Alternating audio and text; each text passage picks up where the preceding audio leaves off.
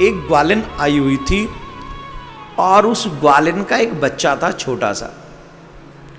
उस ग्वालिन ने अपने बच्चे के साथ राजा को महादेव की पूजा करते करते देखा, पूजा करते हुए, आराधना करते हुए देखा।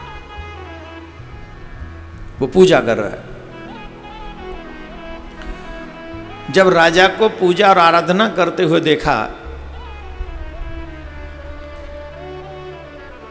तो ग्वालिन को बहुत अच्छा लगा। इवन वो छोटा सा बालक, हालांकि वो ग्वालिन विधवा थी, उस बालक को छोड़कर उसकी और कोई नहीं था।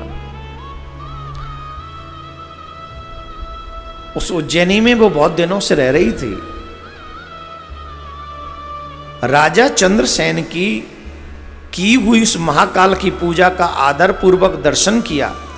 राजा के शिव पूजन का वो आश्चर्यमय उत्सव देखकर उसने भगवान को प्रणाम किया, उस बालक ने भी भगवान को प्रणाम किया। आप अगर मेरी बात मानते हो तो मैं क्यों कहता हूं कि बच्चों को अपने साथ में कथा सुनवाया करो, या पूजा में साथ लेके जाया करो, या मंदिर साथ लेके जाया करो। उसका एक बहुत बड़ा दर्शन आपको इस कथा से मिल जाएगा। अभी मिलेगा।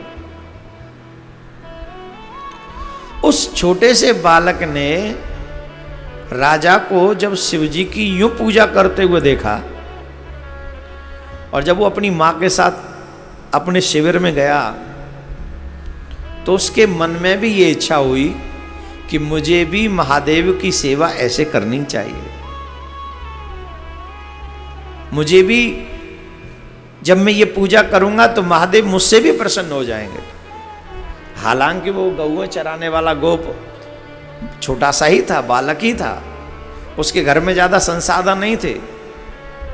वो ऐसे ही छोटे छोटे शिविर लगाकर रहते थे उज्जैनी में। पर उस बालक की श्रद्धा जागृत हो गई राजा को इस तरीके से सेवा करते हुए देखकर, पूजा करते हुए देखकर। जब घर के बड़े पूजा करते हैं तो बच्चों का भी मन करता है, और जब घर के बड़े ही न झांके मंदिर की तरफ तो बच्चे आएंगे? आएंगे? काहे को आएंगे? जब बड़े ही नहीं कर रहे हैं कुछ, बड़े ही उठ रहे हैं रात को सोते 12-1 बजे और सुबह उठते हैं 10-11 बजे, और 10-11 बजे भी तो बेड टी ले रहे हैं, तो फिर भगवान भी कह रहे हैं मैं सोऊं कि जगूं? भाई मेरा तो दोपहर को दोबारा सोवे को समय है गया, तू तो अभी तक ना जगे हो। और बड़ी प्रसन्नता से हम बताते हैं ना, इट्स ओके।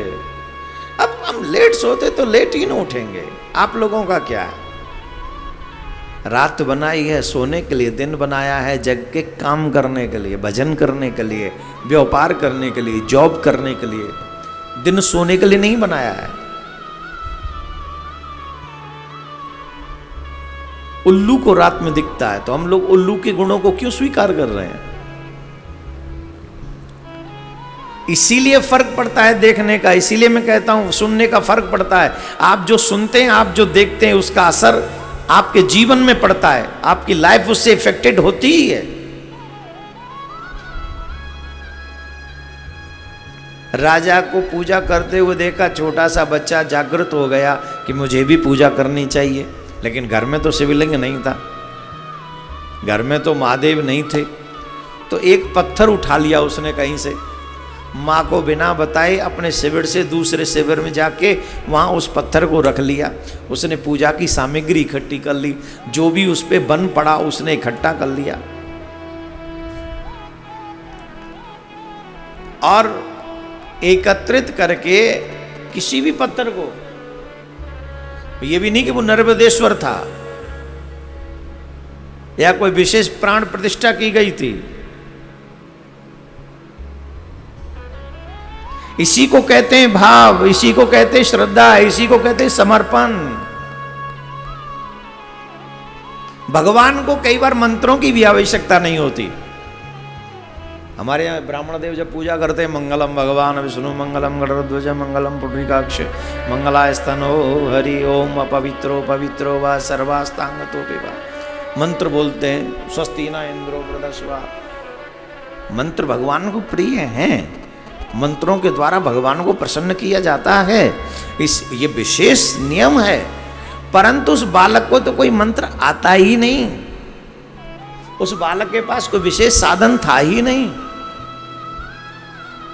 वो बालक एक पत्थर उठा लाया और पत्थर उठाकर उसी को ओम नमः शिवाय, ओम नमः शिवाय है, उसी पे मिठाई चढ़ा दी ओम नमः शिवाय, उसी पे माला चढ़ा दी ओम नमः शिवाय, उसी पे बेल पत्र चढ़ा दी ओम नमः शिवाय। उसे ये पता है जैसे उसके पास काला पत्थर है वैसे मेरे पास, तो वो भी शिव है तो ये भी शिव है, ये थोड़ी शिव नहीं होगा, ये भी शिव है। अब बताओ माँ का विश्वास ज्यादा होगा कि इस बच्चे का? माँ होती तो यूँ कह देती अरे ये पत्थर कहाँ से उठा लाए, ये थोड़ी शिव जी होते हैं। उस बालक से कहो पूछो, वो कहेगा यही शिव जी हैं। कभी कभी तो लगता है कि जिंदगी भर बचपन ही रहना चाहिए, जहां विश्वास without doubt, without any doubt, जहां कोई प्रश्न ही नहीं है कि हम करें कि न करें, विश्वास भगवान पे। हे मेरे प्यारे हो, मेरे गोविंद के बने रहो। दुनिया पे तुम्हारा विश्वास छूटे तो छूट जाना देना, लेकिन तुम्हारे ठाकुर से तुम्हारा विश्वास कभी डगमगाना नहीं चाहिए, चाहे स्थिति जो भी हो जाए। उस गोप बालक ने बड़ी श्रद्धा के साथ उन्हें महादेव समझकर उनकी पूजा करने लगे, मन क्रम वचन से उनकी सेवा करने लगे। अब दोपहर का समय जानकर उस माँ ने आवाज लगाई, बेटा भोजन कर ले, बेटा भोजन कर ले। जब भोजन के लिए आवाज लगाई तो बालक का तो ध्यान ही लगा था शिव जी में, वो बैठा रहा। ओम नमः शिवाय, हरि ओम नमः शिवाय, ओम नमः शिवाय, हरि ओम नमः शिवाय। पूजा करने के बाद वो बालक ध्यान मग्न अवस्था में बैठ गया, आंखें बंद की और आंखें बंद करके महादेव को मन ही मन ध्याने लगा। माँ ने आवाज लगाई, अरे भोजन कर ले, भोजन कर ले, भोजन कर ले, लेकिन उसकी आवाज जब सुनाई नहीं पड़ी, उसको सुनाई नहीं पड़ी, तो माँ अपने बेटे को ढूंढते ढूंढते दूसरे शिविर के पास पहुंची, जहां उसका बेटा बैठकर शिवजी की पूजा कर रहा था। तो जब शिवजी की पूजा करते हुए बेटे को देखा तो माँ ने बेटे से कहा, पुत्र खड़े हो, चल के भोजन कर लो। देख के खुशी हुई, महादेव की पूजा कर रहा है, अच्छी बात है। अब एक बार आवाज लगाई, बेटे को तो पता ही नहीं माता जी आई हैं कि नहीं। दो बार आवाज लगाई, बेटे ने ध्यान ही नहीं दिया, वो तो लगे ओम नमः शिवाय में। 3 बार 4 बार माँ को आ गया गुस्सा, झकझोर दिया, खड़ा हो जा। तब बेटा कहता है, माँ मैं कहीं नहीं जाऊंगा, मुझे भोजन नहीं, मुझे भजन चाहिए। क्या देखिए, हम लोग भोजन के पीछे भजन को कितनी बार छोड़ चुके हैं। हम जैसे लोगों के यहाँ सेठ जी का निमंत्रण आ जाए और भजन का समय हो रहा हो और सेठ जी कहें कि नहीं महाराज मेरे को थोड़ा जल्दी जाना होता है, तो थोड़ा जल्दी आ जाइए, तो हम जैसे लोग कह देते हैं हाँ ठीक है, ठाकुर जी तो अपने हैं, आके देख लेंगे, पहले सेठ जी को देखा है, पता नहीं फिर दोबारा मिले मिले ना मिले सेठ जी। तो भोजन के पीछे भजन छोड़ दिए कितनी बार। लेकिन इस बच्चे से सीखो, ये बच्चा क्या कह रहा है, माँ भोजन नहीं भजन करने दो। अरे बाबरा हो के मैंने तेरे लिए भोजन बनाया, माँ रहने दो, आप जाओ, तुमने बनाया तुम खाओ। अब आ गया माँ को गुस्सा, और माँ ने गुस्सा करके जो सेवा करना प्रारंभ किया, दद्दन खूब कूटा, उसे पीटा, अपने बच्चे को पीटा।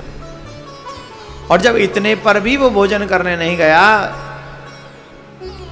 तो एक बहुत बड़ा अपराध माँ ने कर दिया। वो जो पत्थर जिसको वो शिव समझ रहा था, भगवान के उस शिवलिंग को उठाकर उसने फेंक दिया।